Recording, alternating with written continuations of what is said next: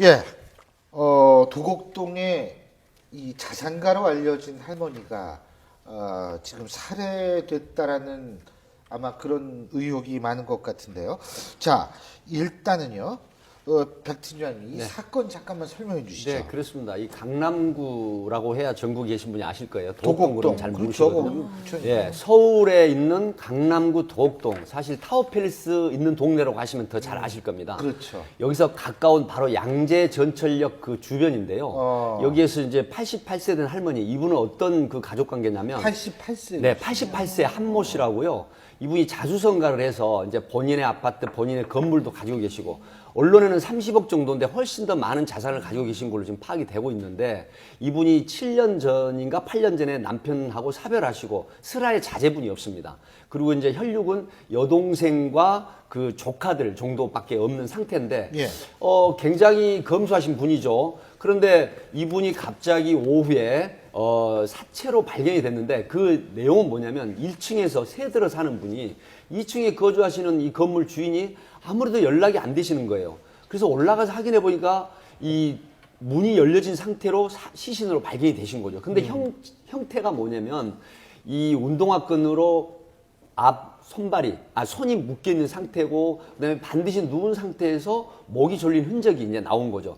그래서 부랴부랴 신고를 해서 수서경찰서 강력 3팀에서 수사를 했는데, 결국 오늘 부검 의뢰를 해서 질식사로 판명이 났습니다.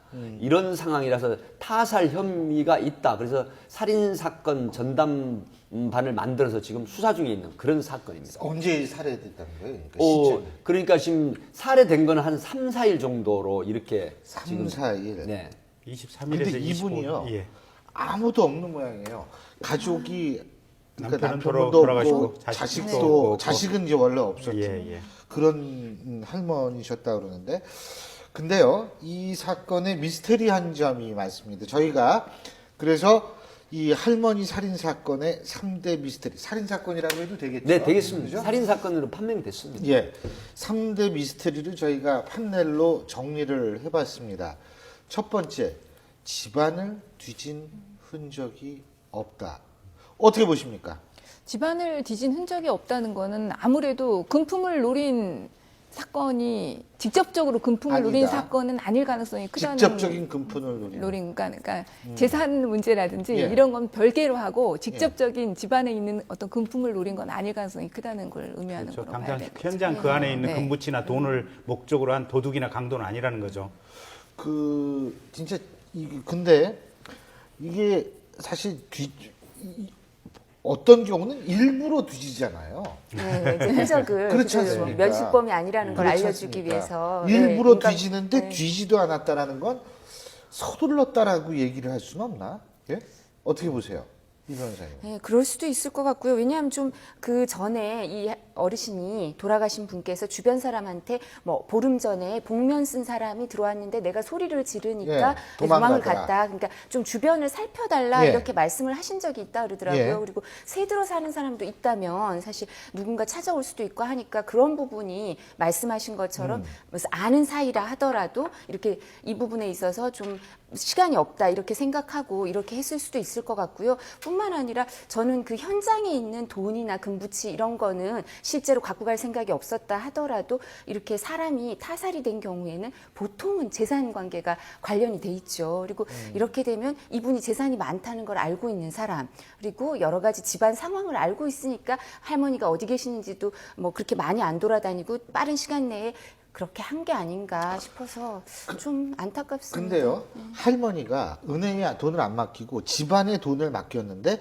그거를 알고 집안에 돈을 어디 숨겨놓고 있는데, 저 아는 사람이 그걸, 이 할머니가 돈을 여기다 숨겨놓고 있는 걸 알 수도 있는 거 아니에요. 뒤질 필요 없이 그럴 가져갈 수도 가능성이 있는 거 거죠. 아니에요. 네. 그러니까 그런데 네. 이게 아주 좀 이 범인이 이 좀 준비를 많이 한 것 같은, CCTV에 포착이 안 됐다는 거예요. 네, 지금 이게 말씀을 드리면 두 가지 갈래로 수사가 진행되고 있습니다. 하나는 뭐냐면 이 할머니가 돌아가심으로 해서 가장 수혜를 볼 수 있는 분, 지금 이두화 변호사님 말씀하셨지만 어떤 분이 이득을 볼 것인가 하는 부분은 생각을 해봐야 되거든요. 그래서 이 부분에 그런 부분에 청부 살해일 가능성이 있지 않느냐 하는 부분 한 갈래. 그러니까 직접 관련된 분이 살해를 하는 건 아니고 청부 쪽이 유력하죠. 그리고 또 하나는 이분이 굉장히 검소하지만 상당히 자상가고 바로 신 교수님 말씀하셨지만 평상시에 노인분들은 대부분 현금을 집안에 상당량 두시는 경향이 더군다나 있습니다. 자산가들은 그런 경우가 그래서 많아요. 그 현금에 대한 부분을 탐이 나서 할 수도 있지만 하나는 뭐냐면 채권 채무 관계가 있을 수가 있다. 그래서 상당한 채권 채무는 채무를 면탈할 목적으로 본인이 직접 면식범이 와서 살해할 수도 있지만 위험하니까 다른 사람을 시켜서 또 청부 청부. 살해할 가능성도 있다. 그러니까 이제 이거는 청부 살인 사건일 가능성이 높다라는 상당히 거죠. 높죠. 지난번에 네. 서울시의원 왜 김영식 씨 예, 살인 예. 사건 있잖아요. 예. 거기도 가장 가까운 친구 송모 씨를 보내가지고 예, 예, 예. CCTV 그렇죠. 위치라든지 예. 또 피살자의 동선이라든지 여러 가지 걸 파악하고 나서 보냈잖아요. 아, CCTV 안 걸렸으면 예, 그러니까 프로페셔널할 가능성이 있다. 딱 이거군요. 그런 가능성을 보면 될 것 같아요. 그래서 특히 이제 이 청부 살인을 실제 현장에서 살인을 할 범인이 본인은 청부 살인을 하다 보니까 직접적인 어떤 생각이라든지 이해관계가 없다 보니까 집안을 뒤진 흔적 같은 것이 없는 경우도 그럴 가능성이 높다. 그래서 방금 백 팀장님 말씀하신 대로 첫째는 상속인 중에 하나의 가능성, 그 다음에 아니면 이 할머니에게 빚을 지고 있는 사람들 중에 채무를 면탈하려고 하는 일단 요 그룹을 조금 의심의 대상으로 좀 올려내야 될 것 같고요. 실제 행동을 한 사람은 어쨌든 청부 살인을 한 전문적인 킬러일 가능성이 높다. 이렇게 보시면 될 것 같습니다. 전문적인 킬러. 그렇게까지는 글쎄요. 저는 예. 그러니까 어쨌든 간에 이건 굉장히 계획적인 범행이고 그 면식범일 가능성이 오히려 그러니까 큰 청부라도 면식범이다 이거죠. 네, 그럴 가능성이 크지 않을까. 청부 살인이라는 걸 빼고 아까 빼고. 그 가능성에 금품이 있는 곳을 정확히 아는- 알고 아는 있는 사람. 거나, 네. 그런 사람이 지금 아니 사실 이 그 할머니가 가능성이- 금품을 잃어버려도 모를 거라고요. 모르죠. 경찰이 어떻게 알아요? 숨겨놓은 예, 거를. 지금 그래서 지금 그 백 변호사님 말씀하셨지만 이게 지금 그 공주에서 일어난 총기 엽총 우리가 좀 다룰 거죠 좀 이따. 네, 좀 이 이따가. 사건 유형하고 이 연관해서 생각을 해보시면 됩니다. 지금 이 할머니한테 감정이나 원한이 있는 사건은 아니에요. 왜 그러냐면 굉장히 적개심이나 감정을 표출한 범행은 아니거든요. 그냥 이분이 돌아가심으로 해서 자기가 소득을 얻는 그런 범행이거든요. 예. 할머니가 어떤 그 시신이 아주 뭐 복잡하게 예. 그런 난해한 그런 훼손을 하거나 또 뭐 불을 지르거나 이런 게 아니거든요. 예. 생명이 끊어지는 게 자기한테 이제 임무는 끝나는 것이죠. 그래서 그런 분으로 그런 걸로 봐서 원한이나 큰 적개심이나 감정이 있는 사건은 아니고 어떤 이득을 갖고자 하는 범행이다 이렇게 분석이 되는 것이죠. 그리고 아까 이두화 변호사께서 말씀하신 그 침입을 했다는 거, 그거 동네 주민이 증언을 한 게 있습니다. 그 증언을 한번 들으시고 얘기 계속 한번 나눠보죠.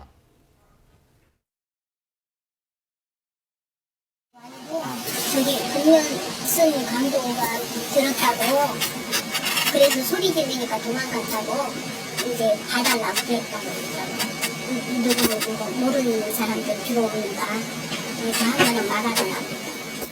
그게 언제쯤 일이에요? 10일 전에 들어왔으니까 10일 그 다음날 얘기했겠지. 자, 바로 이 세 번째인데요. 사건 전에 복면 남성이 침입했다.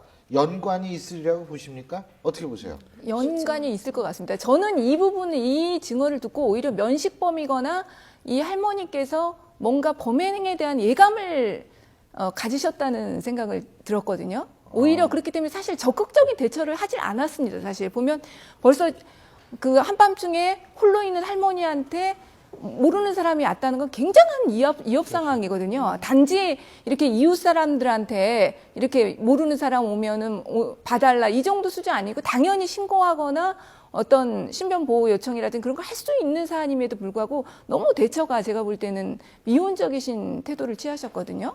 경찰에 신고를 하거나 네. 적극적으로 했어야 되는데. 네. 그래서 오히려 그 범행에 대한 어떤 예감이나 어떤 면식 아니, 예. 범일 말씀하세요. 가능성 그런 것들이 있지 않았나 저는 그런 좀 궁금한 게 아니 근데 들어왔으면은 이 사람이 도망을 갔다는 거 아니에요? 소리를 지르고 막 이러니까. 네. 만약 연관이 있다면 예를 들면 진짜 뭐 면식범인데 면- 아는 사이면요. 뭐 그러면은 나쁜 마음 먹고서 그때 나쁜 마음을 먹었을 수도 있는 거 아니겠어요? 도망 안 가고. 근데 소리를 지르니까요. 그때 범행을 하기에는 상황이 적합지 않다라고 생각하고 일단 피했겠죠. 그러니까 이제 만약에 제가 그때 당시 들어왔던 저 사람은 복면을 하고 있었다고 주민이 얘기하고 할머니가 직접 그렇게 진술을 하셨다고 하면 예.